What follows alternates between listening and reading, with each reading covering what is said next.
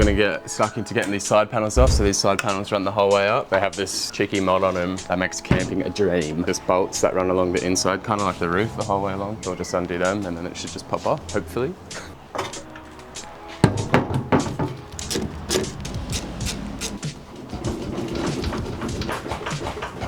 What's holding it down?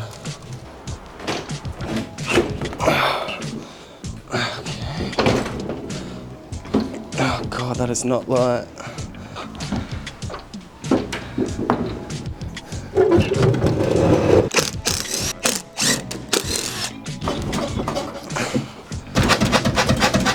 Bit of shake and bake.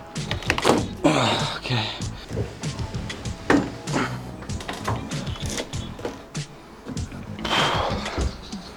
All right, we've got both the side panels off with the big gull wings on them, so I'm pretty stoked about that. So now it's just the windscreen now.